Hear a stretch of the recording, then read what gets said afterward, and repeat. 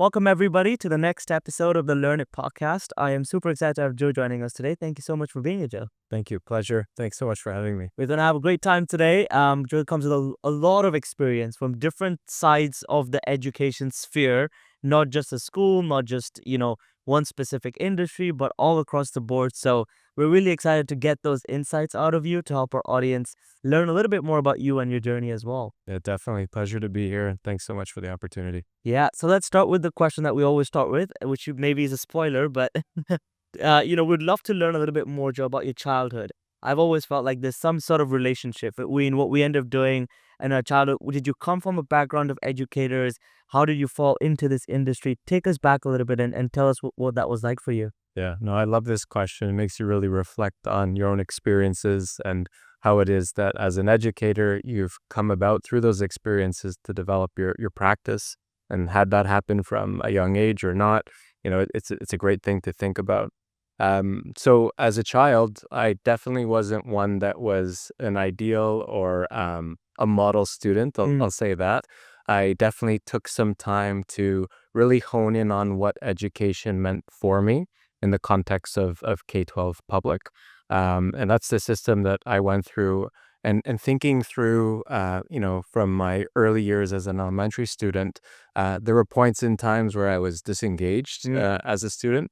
For whatever reason, it could have been for, of course, where I saw myself reflected in what it was that was being taught, opportunities to express how it is that I was learning. But it wasn't until I would say high school, near the latter part of high school and then moving into post-secondary, that I started to really develop a love for learning and an understanding of what it meant and the opportunity and somewhat privilege I had to engage in teaching and learning as it was available to me. Yeah. So really focusing in near the end of high school and of course into post-secondary, into areas of interest that really propelled me to think about how is it that, again, I can take this opportunity and make it my own. So really starting to see myself as the learner who was in the driver's seat, whereas that was much different in the past. I don't come from a family of educators. My father and mother owned a small business as we grew up. Oh, no. And what that instilled in me through, of course, conversations with my parents was, again, this idea of opportunity. My father specifically came from overseas as an immigrant to Canada.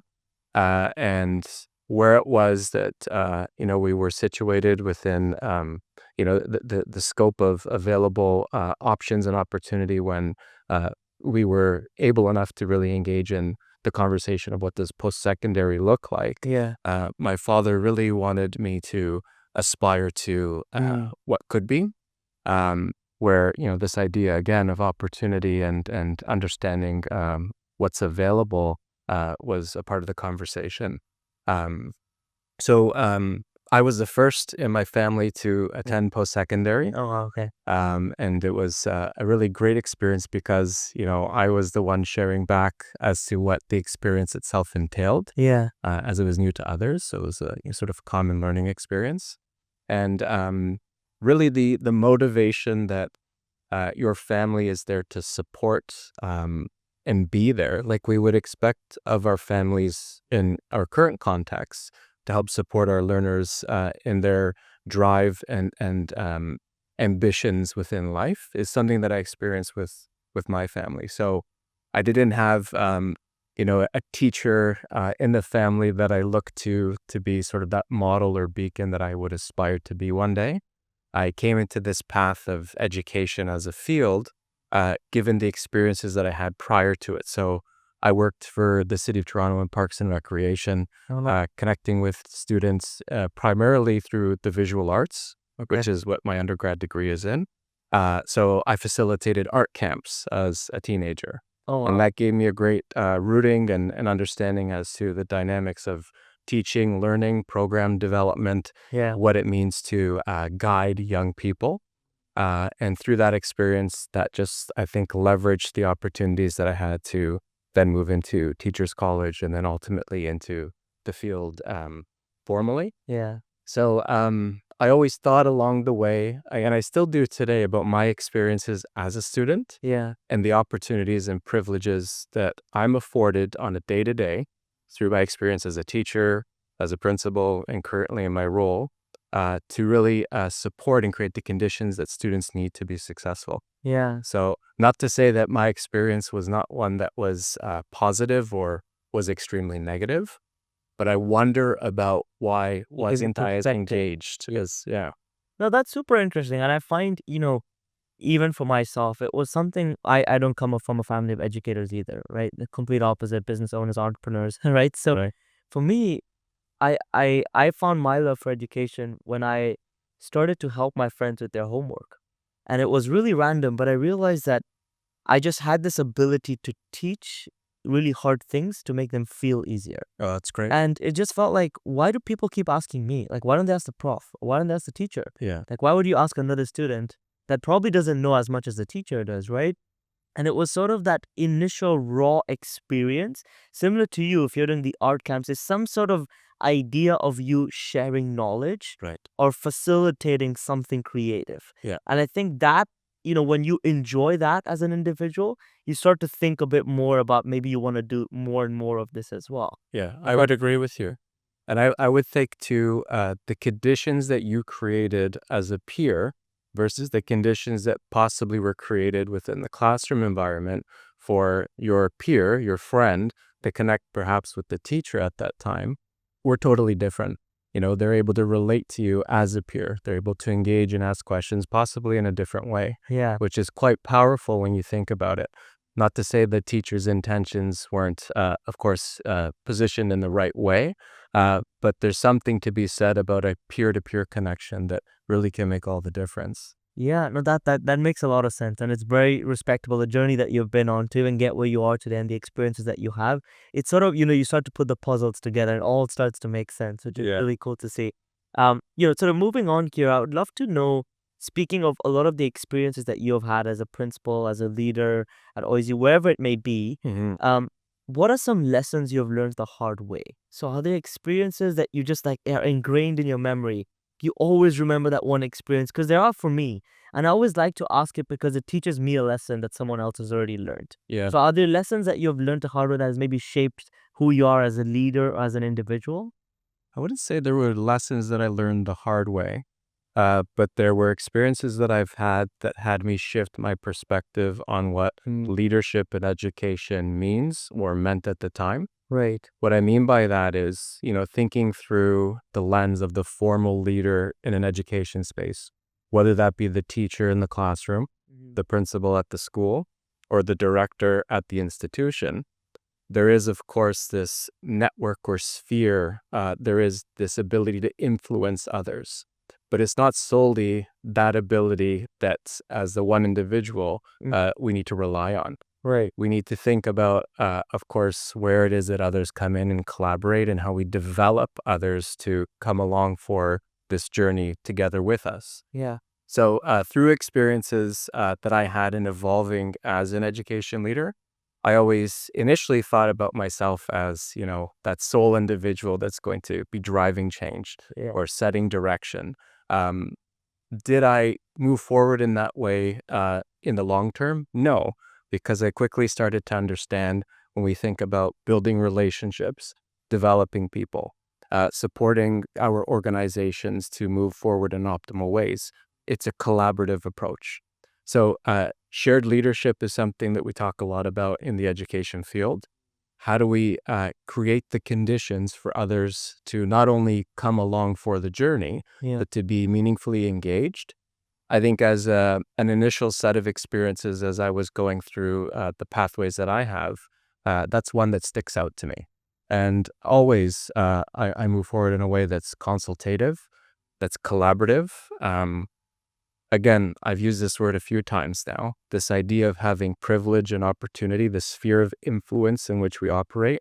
There's a lot to be said as to what you do with that ability and to bring others in and develop those folks that you're working together with, to have folks engaged in conversations where their voice is heard, really washes away this perspective of, the sole leader mapping and proceeding along a journey.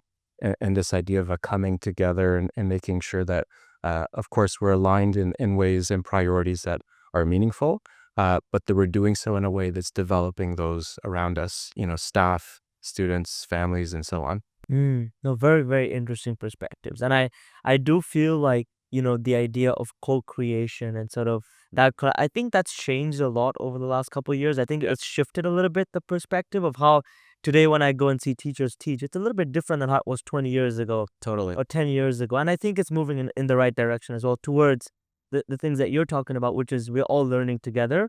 And maybe I know a little bit more and I'm trying to shape the discussion, but we're all learning together as well, right? Yeah. I would agree. I think the key role of an educator within today's day and age is really to think through, like I mentioned previously, what are the conditions that I can create as an educator to allow for the learning outcomes that have been mapped to be that which is attainable for the students or the learners that are in front of me. How is it that I'm providing not only the optimal environment, but the assessments, evaluations, the assignments, the way in which I'm engaging and interacting, really having the foresight to think through proactively, Yeah. what can I do to set us up as a community for success, rather than delivering of information and asking of students to simply regurgitate that. And I know that that's been a conversation and that's evolved in practice over time. But I would say now more than ever, I agree with you. What you're seeing in classrooms is definitely a collaborative, co-constructed approach. Yeah. No, absolutely. And you've been through different types of positions within the sphere of education as well, right? From teaching to being a principal to now even being at OISE, private space, the public space.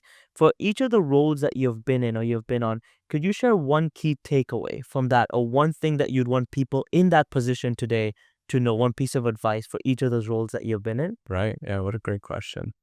So we could definitely start in the role of a teacher. Teacher, yeah.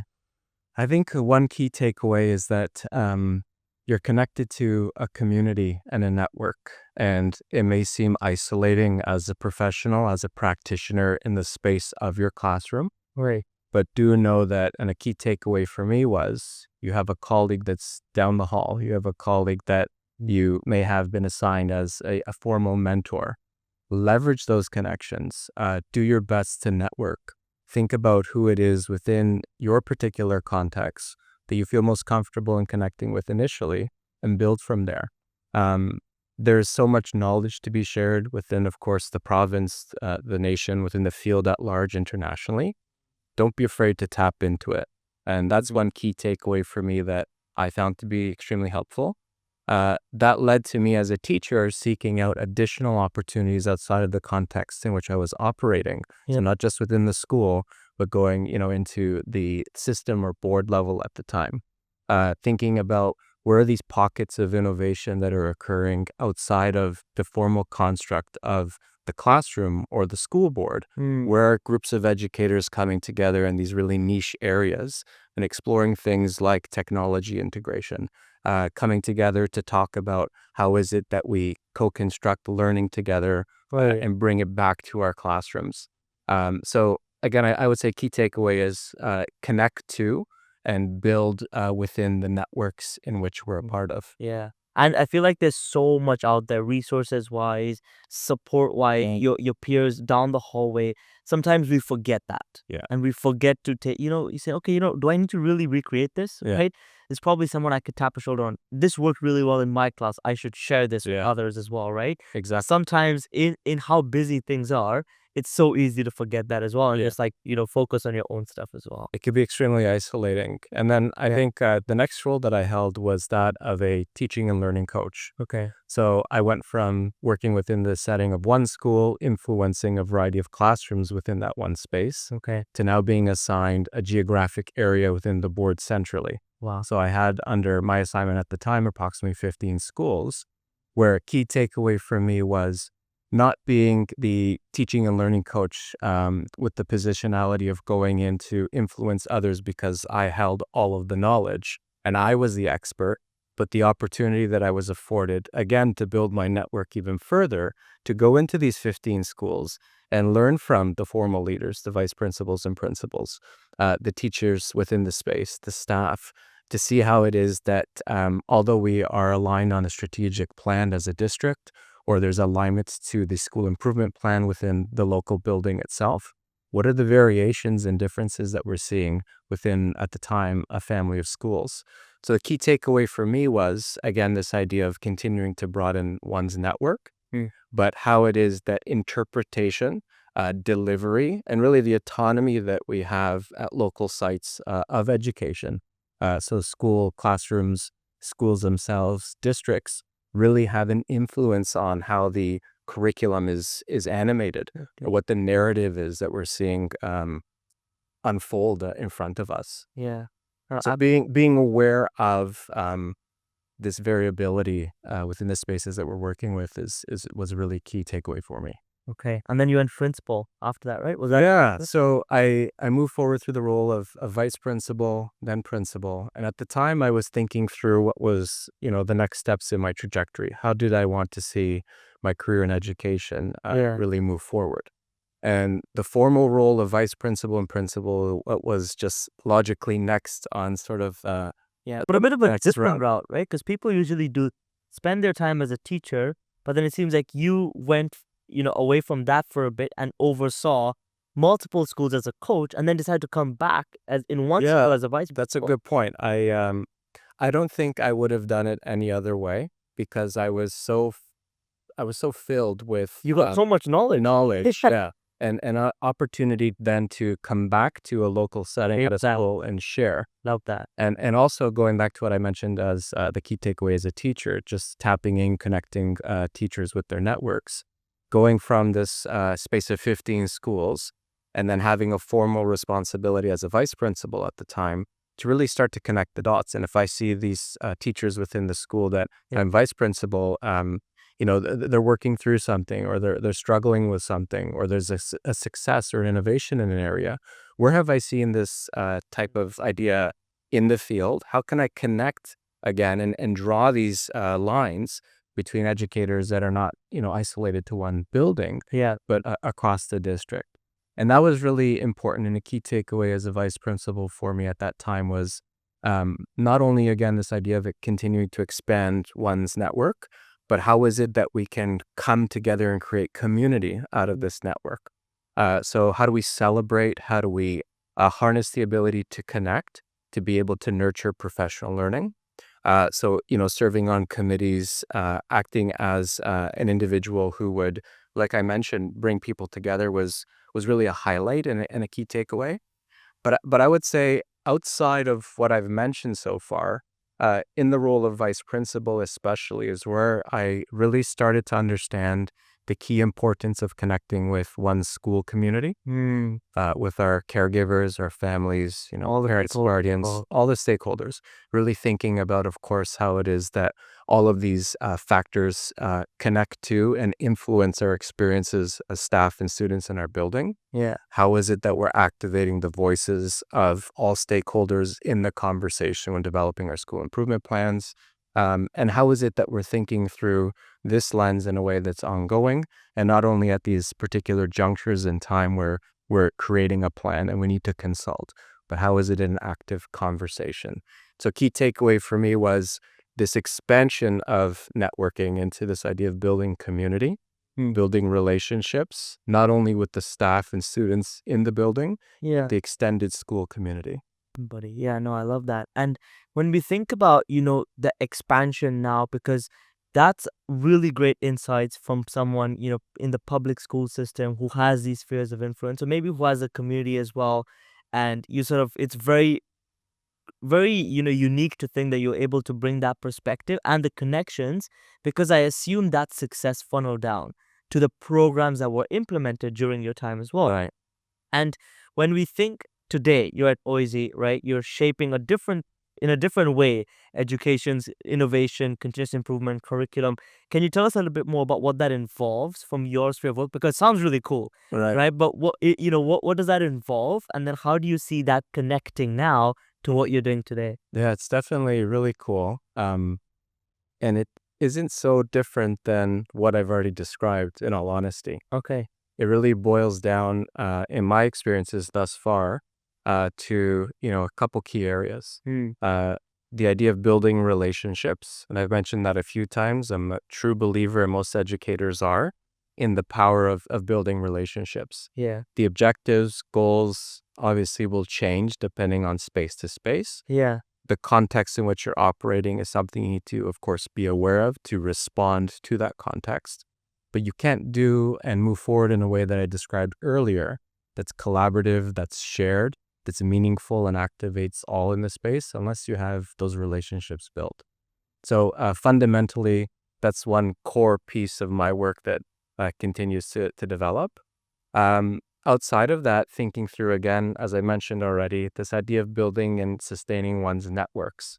The role that I'm in now definitely considers, of course, not only a school, a board, but a provincial and Provincial, yeah. national. You keep getting bigger, don't you, Jay? Yeah, it's in some ways an international perspective. Right. If not for the ability that as educators we hone in developing relationships with one another, if not making these connections with folks that you're just meeting for the first time or being entrusted to develop a course or a program for, you can't move forward in a way that, of course, where there's a reciprocal nature to the conversation or where there's trust. So that's a key thing. The work that I'm involved in now is related to, like you mentioned, learning innovation and continuous improvement. So under the umbrella of learning innovation, how are we creating opportunities and experiences for formal learning through courses and programs that are meaningful for educators? The innovative part is how are we rethinking and optimizing what currently is to, of course, have a better result in terms of achievement of learning outcomes. But the experience itself, how are we integrating new technologies, experiences to really build out something that may not have been seen before or that's been seen and we know to have worked effectively and we want to integrate it more. Yeah. So, on the edge of course, innovating and really thinking about what's worked and optimizing. So building courses, programs, and experiences through that lens. The frame of continuous improvement is one that isn't so different from that of, let's say, for example, when working in K-12 public or in any education space for that matter, where, we're charged with the need to create school improvement plans. And we work through cycles of improvement throughout the school year. Right. Plan, do, study, act is one that folks are familiar with, where we take data, interpret the data, analyze it, use that to help us understand what moves we need to make next, who to bring along for, of course, support to engage with our team, and then study the implementation of any changes we're making to see, again, are there improvements in this cycle? So with that approach and that mindset, there are many continuous improvement models, but we're really looking at, in the unit that I'm working with now, how can we take a school improvement approach as a continuous improvement model and apply it within the space of an institution, such as at OISE, at University of Toronto, specific to, again, the department or team that I'm working with when we're interpreting the effectiveness of our work through the data that we have available when tapping into our systems. Right. So, these two areas are definitely exciting and cool, as you mentioned. What I find to be most attractive about the work I'm engaged in now, and it really goes back to a lot of what I had mentioned, is I'm forging ahead in a plan to connect with, as much as possible, with the K-12 environment, to re-engage with the K-12 space, and not just within the board that I was a part of, but across the province, and ideally, beyond that, across the nation. And what that looks like is a 3-year strategy where I'm thinking about how can I re-engage with K-12 public, K-12 independent and private, and K-12 industry. Wow. What that means is where can we collaborate? Like a web rather, right? Yeah. Tutorials and that extraction point is we just Joe, Yeah. So we're mapping that and really sort of in the initial stages of pushing that forward. I've been able to visit schools within the last month or so, which is when this had all started. And again, I would say that when you mentioned this idea of key takeaway, so the key takeaway for me in my role currently is what's available for one as a practitioner in terms of their own knowledge, development, and professional learning when you really allow it to be available.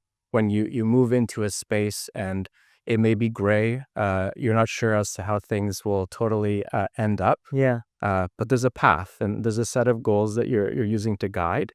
So to be vulnerable, I would say, is a key takeaway.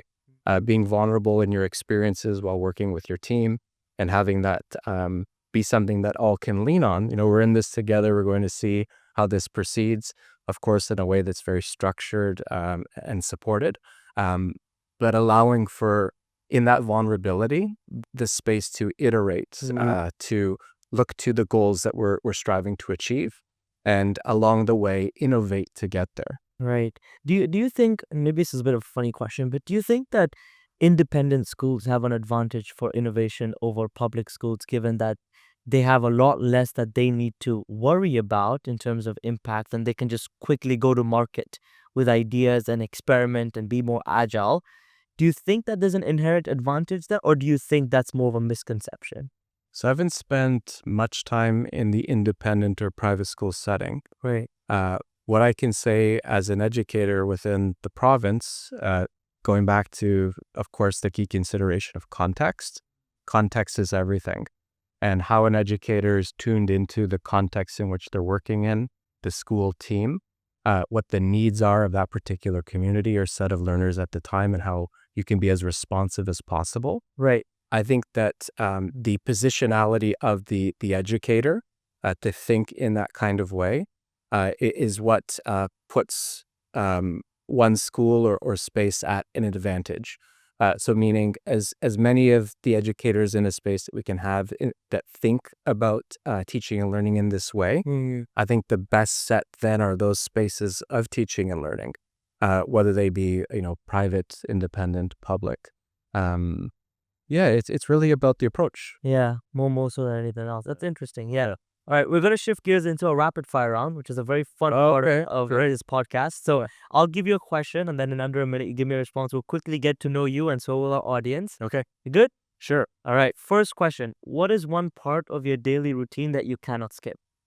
Oh, dropping off and picking up my kids. Oh, well, you definitely can't skip that because who's gonna pick them up, right? I think doing that, it sets the stage for the day. Okay. It allows me to really orient not only to, of course, my family life, but it for me as one that worked on a daily basis in a public space, a public education space, Yeah.